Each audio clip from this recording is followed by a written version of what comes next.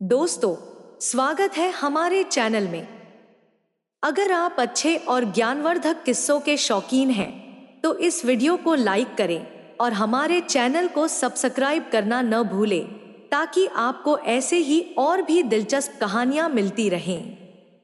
आज हम आपको एक खास कहानी सुनाने जा रहे हैं, जो न सिर्फ मजेदार है बल्कि आपको जीवन की एक महत्वपूर्ण सीख भी देगी। एक समय की बात है, एक छोटे से गांव में दो किसान रहते थे, राहुल और श्याम। दोनों ही गांव के जाने माने और सबसे अच्छे दोस्त थे। गांव के लोग उनकी दोस्ती की मिसालें देते नहीं थकते थे। जहां एक और राहुल बेहद आस्तिक और भगवान में विश्वास रखने वाला था, वहीं श्याम बहुत ही मेहनती था और अपना काम पूरी लगन से करता था। उन दोनों ने मिलकर 1 बीघा जमीन खरीदी, जिसमें वे खेती करने का सपना देख रहे थे। उनका सपना था कि वे मेहनत और किस्मत के बल पर अच्छा पैसा कमाएंगे और अपने जीवन को बेहतर बनाएंगे।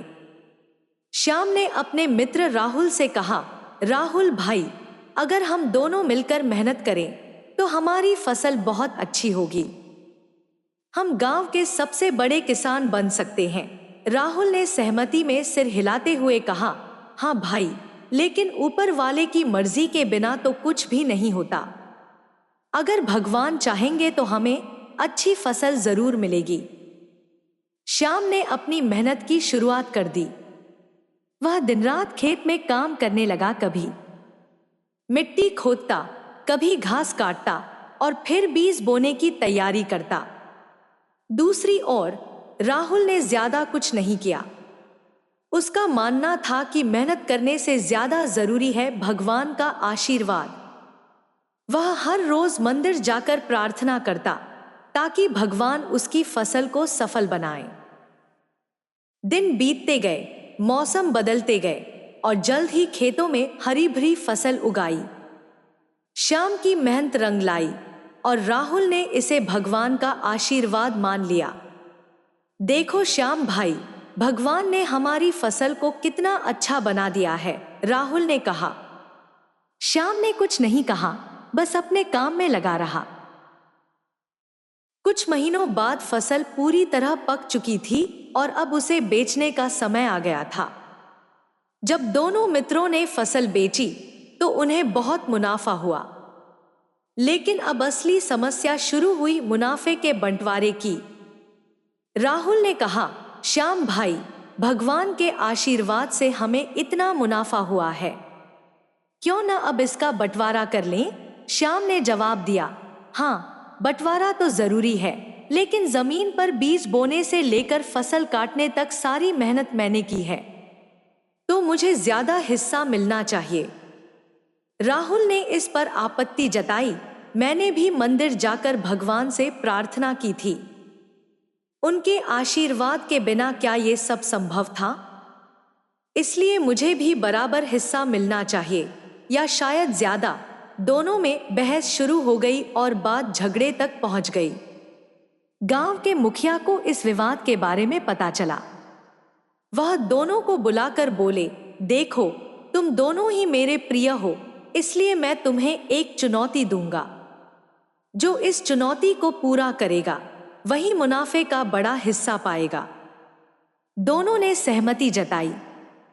मुखिया ने उन्हें 2 बोरी चावल दी, जिसमें कुछ कंकड़ भी मिले हुए थे। उन्होंने कहा, तुम दोनों को कल सुबह तक चावल और कंकड़ को अलग करना होगा। जो इस काम को सबसे बेहतर करेगा वही जीत जाएगा। राहुल ने बोरी उठाई और उसे मंदिर में रख दिया। वह सोचने लगा, अगर भगवान चाहेंगे तो ये काम हो जाएगा। मुझे मेहनत करने की जरूरत नहीं है। उसने रात भर आराम किया और भगवान पर भरोसा किया।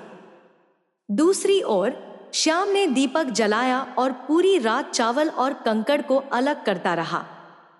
वह जानता था कि बिना मेहनत के कुछ भी संभव नहीं है। सुबह होते ही दोनों मुखिया के पास पहुंचे। श्याम ने बोरी को दिखाया, उसने रात भर मेहनत करके ज्यादातर कंकड़ और चावल अलग कर दिए थे, हालांकि थोड़ा सा काम अभी भी बाकी था। मुखिया ने राहुल से पूछा, क्या तुमने चावल और कंकड़ को अलग कर दिया? राहुल ने सिर हिलाते हुए कहा, नहीं मुखिया जी, मैंने सारा काम भगवान के हाथों में छोड़ दिया था। मुखिया ने बोरी खुलवाई और देखा कि राहुल की बोरी में कंकड़ वैसे के वैसे ही पड़े थे। मुखिया ने कहा, राहुल, भगवान ने सबको 2 हाथ दिए हैं। मेहनत करना तुम्हारा कर्तव्य है। भगवान उसी की मदद करते हैं जो खुद मेहनत करता है। तुमने कोई मेहनत नहीं की, इसलिए तुम्हें मुनाफे का बड़ा हिस्सा नहीं मिलेगा। राहुल ने अपनी गलती समझ ली। उसने श्याम से माफी मांगी और कहा, मैंने अब समझ लिया है कि सिर्फ भगवान पर भरोसा करने से कुछ नहीं होता, मेहनत भी उतनी ही जरूरी है। मुखिया ने दोनों को समझाया कि यदि वे मिलकर मेहनत करेंगे तो उनका भविष्य और भी बेहतर होगा। इसके बाद राहुल और श्याम ने फिर से साथ मिलकर खेती शुरू की और इस बार उनकी फसल पहले से भी ज्यादा अच्छी हुई।